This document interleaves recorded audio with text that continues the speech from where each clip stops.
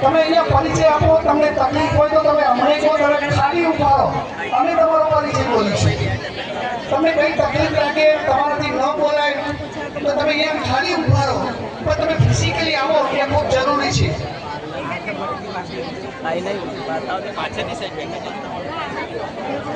225 બાકીના નીચે બેસાડજો.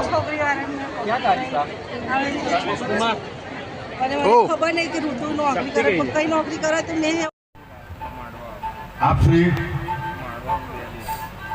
મંચ ઉપર પધારેલા મારા આમંત્રિત મહેમાનો અને તમામ યુવક યુવતીઓ, આજે ડભોઈ દર્ભાવતી નગરીના પ્રાંગણમાં આપ સૌ પધાર્યા છો એ અમારું બહુ મોટું સદભાગ્ય છે.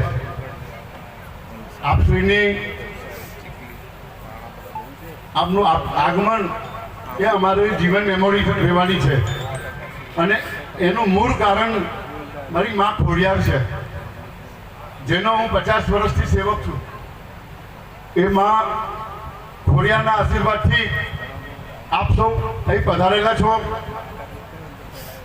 એનું એક તમને એક્ઝામ્પલ આપું કે ગુજરાતના ઘણી બધી જગ્યાએ વરસાદ પડી ગયો, વાવાઝોડું આવી ગયું, પણ ડભોઈમાં નથી આવ્યું.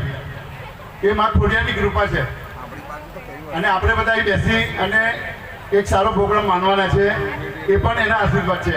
એટલે હું બધાને વિનંતી કરું છું કે આપણો કાર્યક્રમ શરૂ થાય એ પહેલાં જોરથી બધાએ દિલથી મા ખોડિયારનો આભાર વ્યક્ત કરતા માની જય કરવાની છે.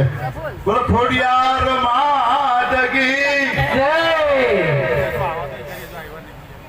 સમારંભના અધ્યક્ષ એવા અમારા દીપકભાઈ રાણા, પ્રમુખ શ્રી અખિલ ભારત રાણા સમાજ, ઉદ્ઘાટક શ્રી રાજેશભાઈ ઝવેરી સાહેબ મુંબઈ, સમારંભના મુખ્ય મહેમાન તરીકે અમારા સાંસદ જસુભાઈ આવી રહ્યા છે.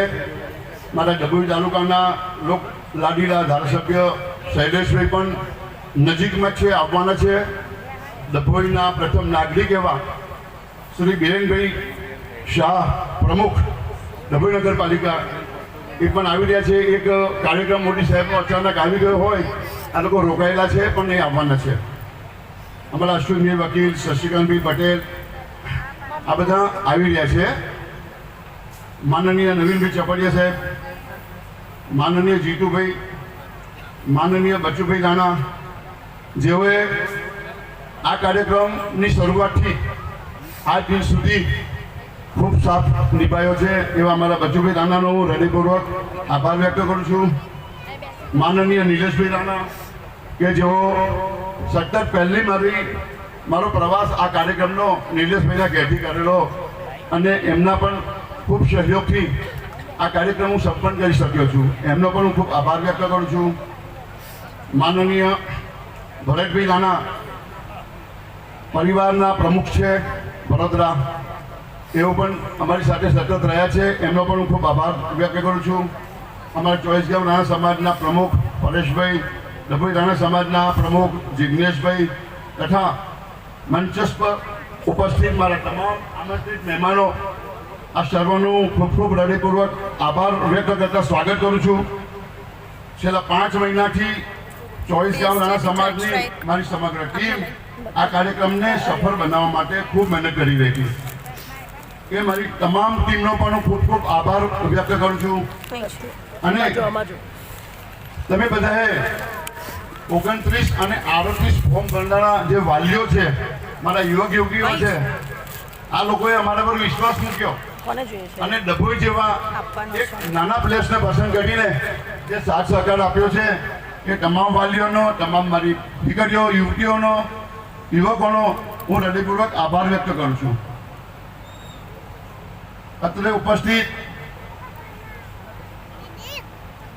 અમારા બીજા જે આમંત્રિત મહેમાનો નથી આવ્યા, એ લોકોએ પણ ઘણો બધો સાથ સહકાર આપેલો છે.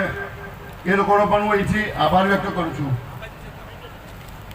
અને જ્યારે 938 ફોર્મ આવી ગયા હતા, તારીખ ઓવર થઈ ગઈ હતી, તો લગભગ 250 થી 300 ફોર્મ વાલીઓના રોજ ફોન આવતા હતા, 2-5 મિનિટે ફોન આવતા હતા. અને કેટલી બધી ટપાલો રવાના પાછી કરેલી છે. એવા લગભગ મારી ધારણા પ્રમાણે બીજા 300 ફોર્મ 938 ફોર્મ તો ઓલરેડી આવી જ ગયા હતા, પણ બીજા 300 જેટલા મેક્સિમમ મારી ગણતરી પ્રમાણે 300 જેટલા ફોર્મ હું પાછા કરેલા છે. એ તમામ વાલીઓને, મારી દીકરીઓને, મારા યુવકોને હું માફી ચાહું છું કે મારી મજબૂરી હતી, મારી થોડી દિલગીરી હતી, સમય સંજોગો પણ ઓછા હતા, સોયને બુક છપાવવાની હતી.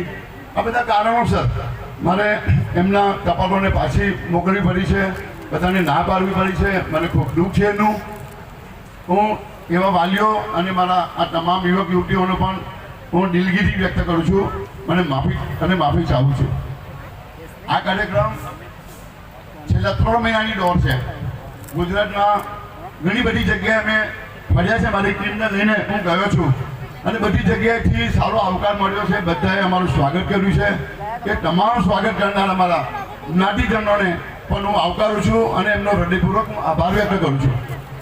વિશેષ મારે નથી કહેવું, પણ અત્યારે સમાજનો આટલો સરસ માહોલ છે અને જે દીકરા દીકરીઓ અહીં એક અપેક્ષાથી આવ્યા છે, મારા વાલીઓ બધા દીકરા દીકરીઓના પણ એક અપેક્ષાથી આવ્યા છે કે ડભોઈથી અમે કોઈ સારી સુગંધ લઈને જઈએ, અમારા દીકરા દીકરીઓનું કોઈ જીવન બનાવી જઈએ. કે તમામ માટે મારી મા ખોડિયારને હું પ્રાર્થના કરું છું કે તમારી તમામ મનોકામના માં પૂરી કરે અને મારો ડભોઈ